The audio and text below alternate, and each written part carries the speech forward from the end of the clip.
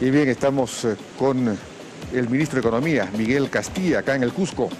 Ministro, ¿cómo está? ¿Qué tal, Jaime? Buenas noches. ¿Qué tal?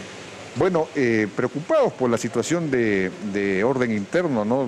Da la sensación de que la gobernabilidad de alguna manera es cada vez menor en el país, no hay manera de controlar estos desbordes, lo de Cañete, es increíble que se pueda bloquear la carretera por un penal, por la construcción de un penal, incluso por la ampliación, que ya ha sido cancelada, según se nos ha avisado, de modo tal que... y bueno, y lo de Conga, que sería, además, si finalmente se paraliza definitivamente Conga, sería muy malo pues para la inversión, ¿no?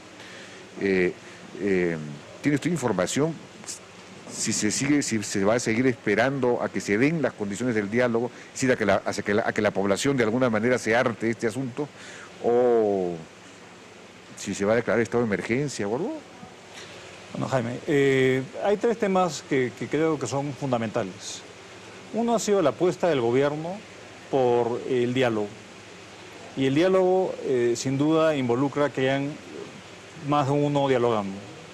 Está la empresa, el gobierno nacional, prestos a conversar con los dirigentes locales, el gobierno regional, y esto se tiene que dar. Y el gobierno no va a claudicar en su política, digamos, de diálogo y no va a tomar ningún tipo de medida unilateral, sino respetando lo que es los debidos procesos, y el diálogo es fundamental, como un primer concepto. El segundo concepto es la política que el presidente Humala ha establecido, de que él es factible en muchos países poder compatibilizar la explotación de los recursos extractivos y a su vez sin que esto signifique un desmedro al medio ambiente o a la comunidad, su política del agua y el oro.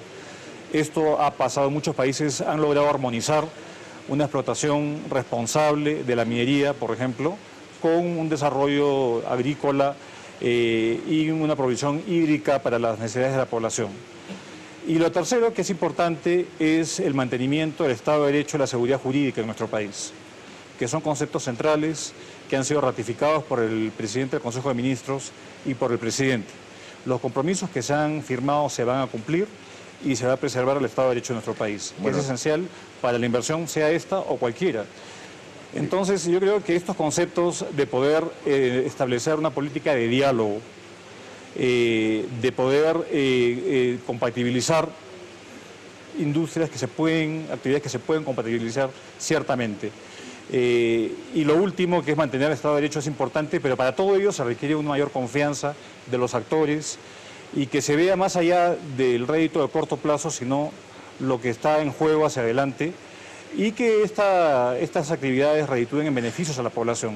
No. Creemos que si los beneficios se hacen palpables, no va a haber espacio al radicalismo ni espacio a este tipo de rechazos que pueden ser un tanto irracionales. Lo importante es lograr un equilibrio entre la explotación minera y el recurso hídrico, el agro, que es el sustento de la vida de la población en la área de influencia de estas minas.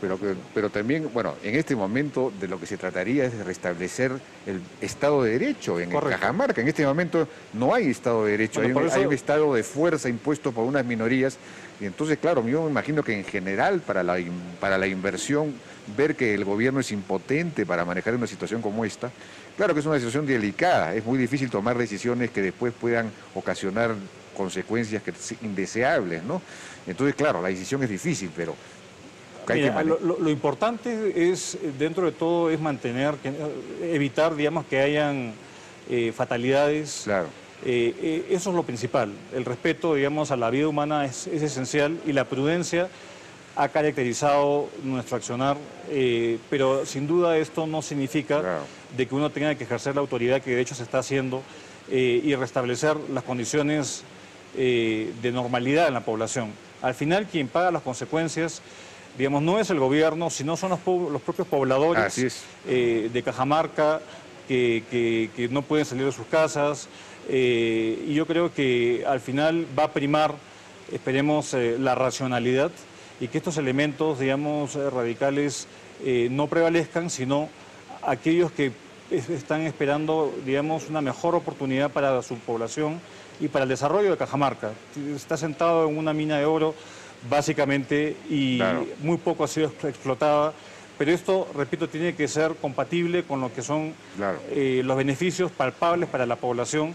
Y el Estado tiene un rol importante que suplir, un Estado que sea efectivo en traducir esta riqueza natural en servicios y bienes públicos que la población aspira y son legítimos.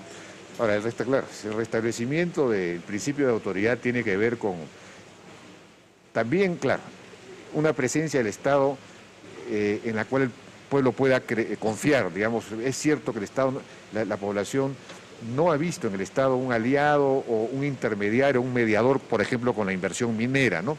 Porque la institucionalidad estatal vinculada al tema ambiental es muy débil, ¿no? Entonces eso hay que fortalecerlo, pero eso es un asunto casi de mediano plazo, digamos. En lo inmediato, la autoridad del Estado tiene que restablecerse, digamos. Hay que denunciar a estas personas que están abiertamente digamos, atentando contra el Estado de Derecho y contra el Estado de la propia. Créame que se está trabajando en eso activamente, pero repito, no se quiere entrar a medidas violentistas bajo ningún criterio, pero obviamente preservar lo que es el Estado de Derecho y el orden interno. El gobierno está trabajando y las autoridades competentes harán los anuncios en el debido momento. Bueno, vamos a ver qué pasa pues con este asunto. Y hablando pues de la inversión privada, se ha producido una desaceleración de la inversión privada en el último mes, ¿no? Ha caído prácticamente, o en el último trimestre, perdón, ha caído a la mitad. También está empezando a caer la tasa de crecimiento antes de que se manifiesten los efectos de la crisis mundial, ¿no? Entonces, ahí hay un problema y el Estado no está ayudando en el sentido de que Proinversión, por ejemplo, hasta ahora no otorga ninguna concesión privada desde el nuevo gobierno. Han pasado 4 meses y hasta ahora no se entregan concesiones, no hay asociaciones público-privadas, hay indefinición, ha renunciado el presidente de Proinversión, hay indecisión, no sé qué pasa, hay algún problema ahí. ¿Qué ocurre con Proinversión? Porque eso podría ser muy importante en este momento para revitalizar inversión, ¿no? Sin duda, yo no sería tan negativo ni pesimista como planteas. Un factor importante ha sido obviamente las expectativas empresariales. Digamos, fueron afectadas la primera mitad del año y ante la expectativa de un entorno internacional, digamos, incierto, no han logrado recuperarse del todo, pero sí uno ve las últimas encuestas del Banco Central, ha habido cierta recuperación, es importante eso. Con respecto a lo que está pasando en Proinversión, yo creo que es normal cuando hay un cambio de autoridades, de que se vean los procesos, y de hecho hace una semana hemos lanzado al menos 10 proyectos importantes que deben ser llevados a cabo. Entre la fecha va a haber probablemente un par anunciados en el mes de diciembre, en el mes actual, ya de adjudicaciones que están avanzadas, y de acá al 28 de julio otros 8 más, por un monto de 1.000 millones, un primer tramo. Lo que no quiere decir de que no haya una cartera mucho más amplia de proyectos que pueden ser sujetos a asociaciones público-privadas.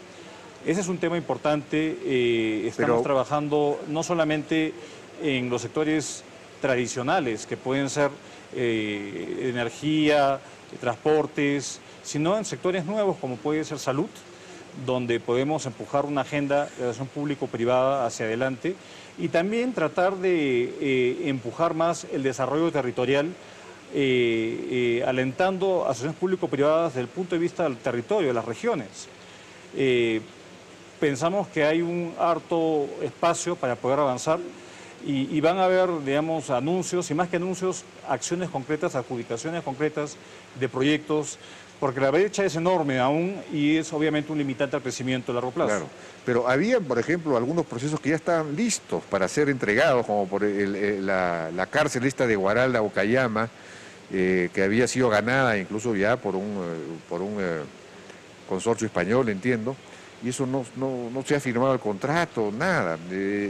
Habían líneas de transmisión, también estaban listas, no se han entregado, es decir, no se ha ¿Qué cosa ha detenido eso? En fin, ya no sé qué pasa, que en el caso del Ministerio de Justicia de repente el ministro desconfía de una administración privada, de un penal. Y además era interesante como caso, digamos, de concesión privada de un penal, cómo iba a funcionar eso, ¿no? Mira, Carlos, yo creo que lo importante es reconocer de que las necesidades de infraestructura en nuestro país son muy amplias y que el sector público no lo puede hacer por sí solo.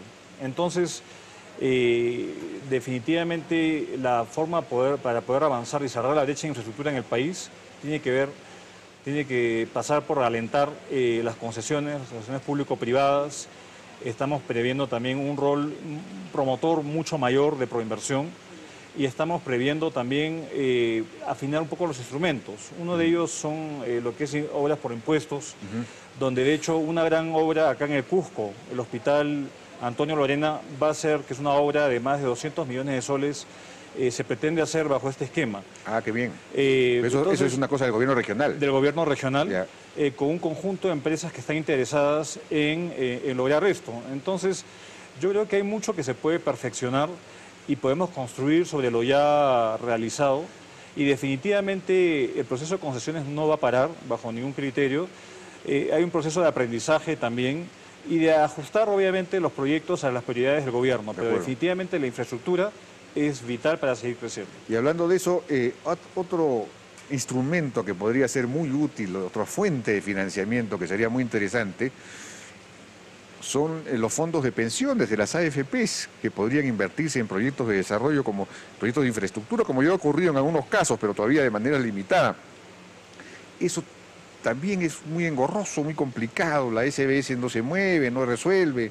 No, yo creo que no ha facilita. habido, en la SBS incluso ha habido ciertos cambios importantes para justamente agilizar toda esta tramitología que existía y costos de transacción innecesarios que inhibían, digamos, que fondos de inversión creados digamos, para invertir en infraestructura, por ejemplo, no lleven adelante, no financien proyectos.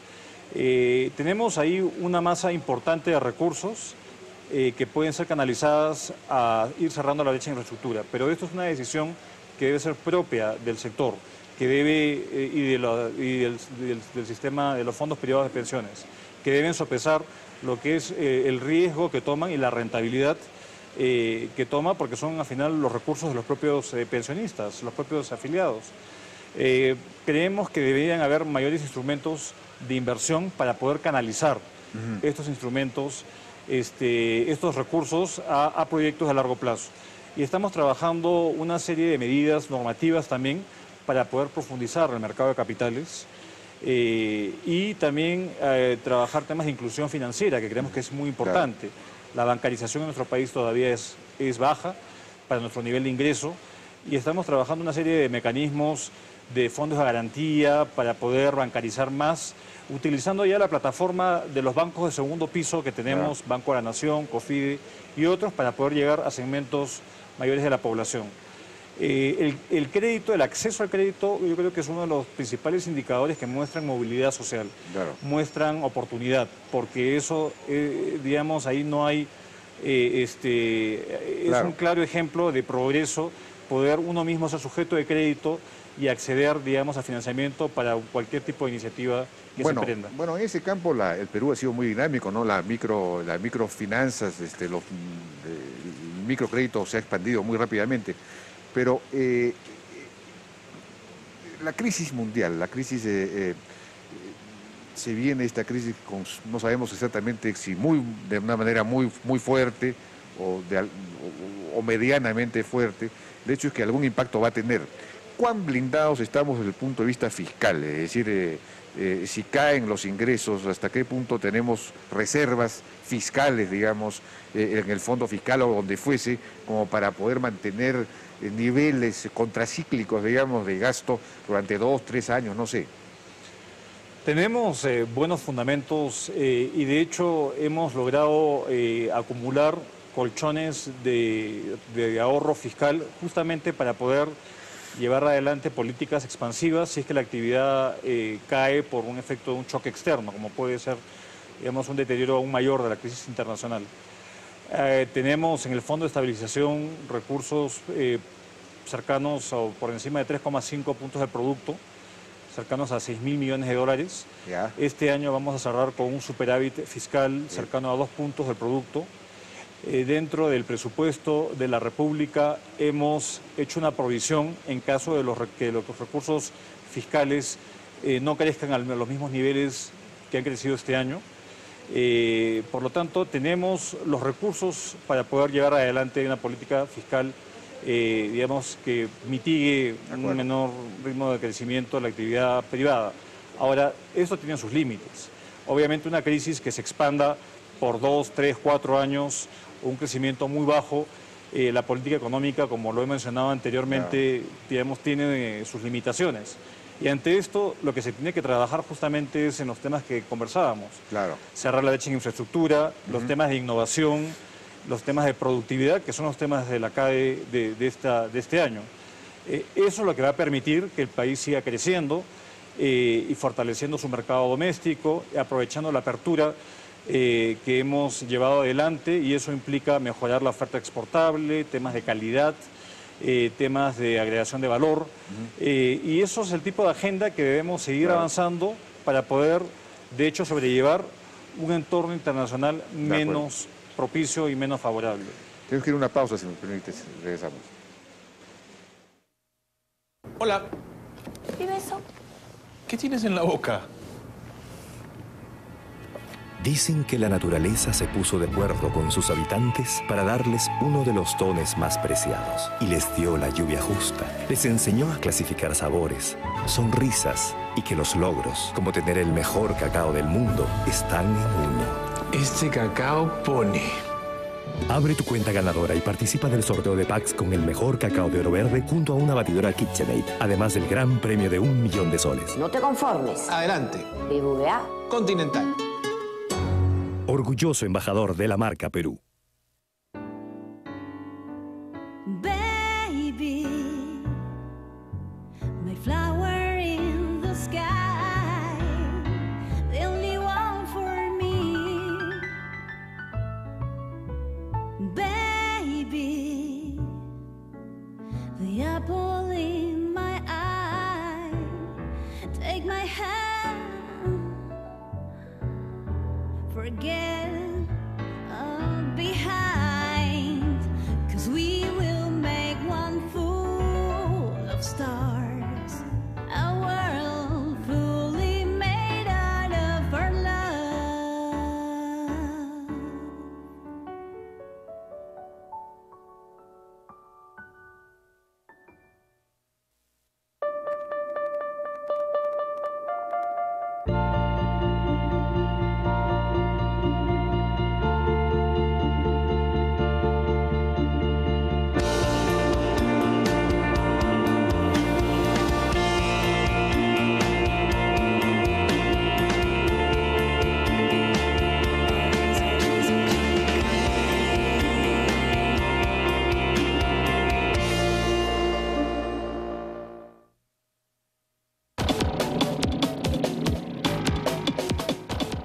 Seguimos conversando con el ministro de Economía, Miguel Castilla.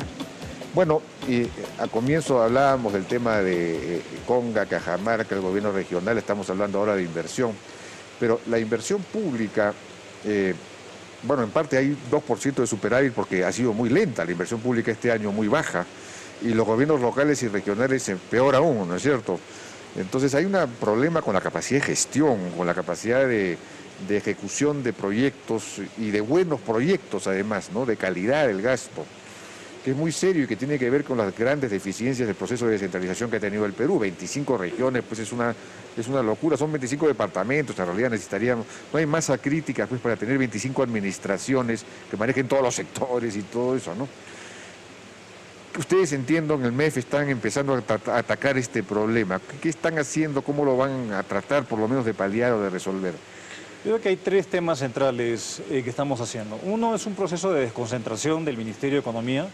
De hecho, hoy día hemos abierto la 6ª oficina regional desconcentrada del MEF, que no es una oficina simplemente para recabar solicitudes, sino son oficinas de asistencia al usuario, oficinas técnicas para poder pasar adelante los proyectos en el SNIP, conseguir la factibilidad, para poder asesorar a los gobiernos locales cuando tienen controversias con contratistas, para poder manejar el presupuesto de manera adecuada, y todo esto para llegar a una asignación eficaz y que el gasto sea de calidad.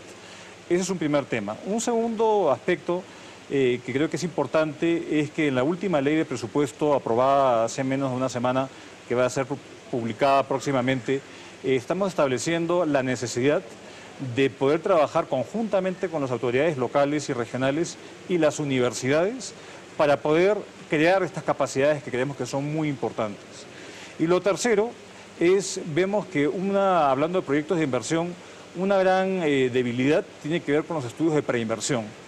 Estamos dotando de recursos para la preinversión e incluso estamos tratando de ir un paso más allá, de poder tener perfiles estandarizados para proyectos desde el MEF y simplemente eso ya no sea un obstáculo para el desarrollo y la ejecución, digamos, de la inversión pública al final. Es importante que los recursos públicos que existan se traduzcan en mejoras en los servicios que la población necesita y se deben dar. Y tenemos que trabajar más allá de lo que se ha hecho hasta ahora, un acercamiento mucho mayor al ciudadano a pie, y eso parte por este proceso de desconcentración del Ministerio, y ojalá que cumplamos nuestra meta, que es que al final del año entrante las 25 regiones tengan personal del MEF e incluso un gran porcentaje de la carga que hay en Lima baje, y esto creo que va a ayudar a que los beneficios de la descentralización sean palpables y concretos. Y estos programas que tenían en el MEF de incentivos a los gobiernos locales, de incentivos presupuestales, darles más dinero si es que cumplían ciertas metas de mejoramiento de la gestión o de recaudación local, por ejemplo, porque el problema es que la administración pública en los gobiernos locales y en algunos regionales, en algunos sectores de los gobiernos regionales, es lo que en ciencia política se llama muy patrimonialista o neopatrimonialista, ¿no? Ahí no hay ningún criterio meritocrático, no hay nada, es decir,